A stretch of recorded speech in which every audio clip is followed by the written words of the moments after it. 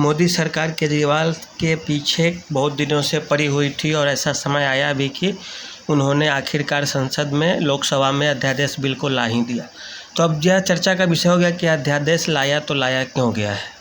अध्यादेश लाने के पीछे बहुत दिनों से रणनीति बनाई जा रही थी, क्योंकि आम आदमी पार्टी के मुखिया अरविंद केजरीवाल जी से बीजेपी को यह डर रहता है हमेशा कि यह हो सकता है कि कोई ऐसा न देश विरोधी गतिविधियों को न बढ़ावा दे दें।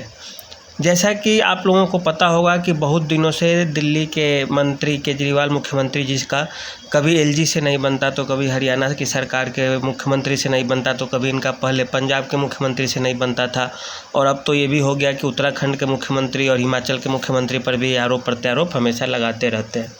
तो दिल्ली केंद्र शासित प्रदेश है और यहाँ पे राजधानी का इलाका है, बहुत सारे संवेदनशील जगह है। इस कारण जो भारत की केंद्र सरकार है वो हमेशा से चाहती रही है कि दिल्ली पे हमारा ही कब्जा रहे, इस पे किसी दूसरे क्षेत्रीय पार्टियों को न दिया जाए। ऐसा इसलिए क्योंकि क्षेत्रीय पार्टियां कई बार राष्ट्रहित में फैसला नहीं लेती है। जैसे पंजाब में जब आम आदमी पार्टी सत्ता में आई तो वहाँ पे जैसे खालिस्तानियों के समर्थन से ऐसा लोगों के बीच भ्रम फैलाया जाता है, या सही बात है, इसका तो अवलोकन करना चाहिए कि खालिस्तानियों के सहयोग से और समर्थन से ही दिल्ली में वहाँ पंजाब में केजरीवाल की सरकार बनी थी। तो इस बात पे बहुत सोच विचार भी हुआ। उसके बाद इलेक्शन के तुरंत बाद ही कुछ ऐसे परिणाम भी आने शुरू हो गए, जैसे अमृतपाल सिंह का उदंडपना, जैसे उन्होंने थाने पे हमला बोला और दोषी कैदी को छुड़ा लिया। उसके पश्चात उनको पकड़ने के लिए पंजाब सरकार विफल रही। इसके पश्चात 25 से 30 कंपनियां पैरामिलिट्री फोर्सेस की पंजाब में भेजी गई। तो इस तरह के जो हालात वर्तमान समय में बनने जा रहे हैं, जहां हर राज्यों के पास पर्याप्त मात्रा में पुलिस है, सूचनाएं हैं, कई तरिया, उसके अलावा वहाँ नशीली दवाओं का जो सेवन होता है, ड्रग्स की सप्लाई है, अवैध हथियारों का जो तस्करी होता है और वहाँ पे जखीरा जमा होते जा रहा है पंजाब में। तो इस कारण भी कई सारी एजेंसियाँ और सरकार, खासकर केंद्र सरकार, बहुत ज़्यादा ही सख्ते में रहती है। तो इस कारण केजरीवाल जी के पीछे लगना एजेंसियों का यह तो पहले से ही तय था। और दिल्ली में बात रही तो हमेशा से कोई भी केंद्र सरकार रही हो, इससे पहले जितनी भी केंद्र सरकारें रही उनमें से किसी का आपस में ऐसा टकराव था नहीं। भाजपा भी थी केंद्र और कांग्रेस भी थी केंद्र में। कभी राज्य में कांग्रेस थी तो केंद्र में भाजपा, तो कभी राज्य में भाजपा तो केंद्र में कांग्रेस, लेकिन इस तरह का कभी आरोप प्रत्यारोप नहीं हुआ जैसा केजरीवाल जी ने शुरू किया। इसके पश्चात केजरीवाल जी अब बदनाम भी होते जा रहे हैं, धीरे धीरे उनकी छवि भी धूमिल होते जा रही है। जैसा कि उन्होंने अपने निवास के लिए जो बनाया था, जिसमें लाखों का पर्दा लगा लिया, रिमोट कंट्रोल 9 करोड़ 10 करोड़ कितने कितने का कौन कौन सा इक्विपमेंट लगा लिए, इसके पश्चात से उनकी थोड़ी किरकिरी हो ही रही थी।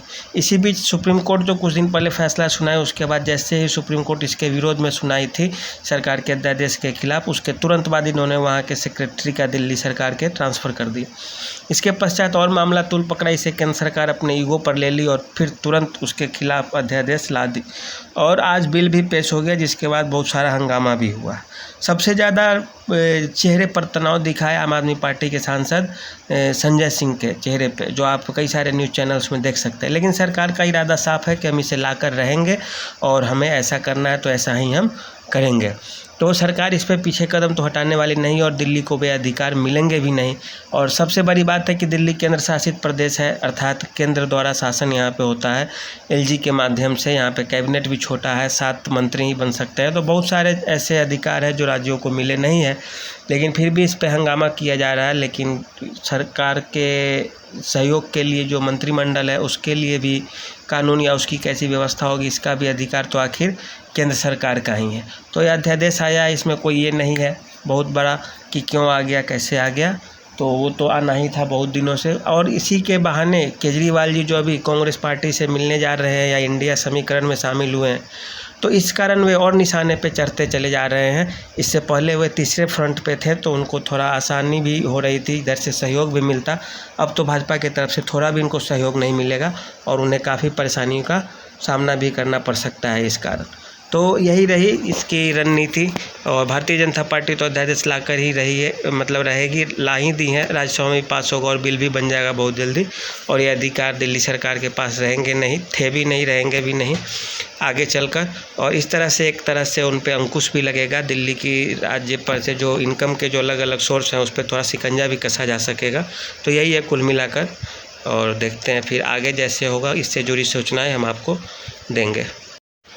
केजरीवाल जी को अब ऐसे भी भारतीय जनता पार्टी अब शक के निगाह से देखने लगी है कि इनका इरादा कुछ हो रहा है। ये हर जगह पहुंच रहे हैं, कभी गुजरात तो कभी पंजाब तो कभी मध्य प्रदेश।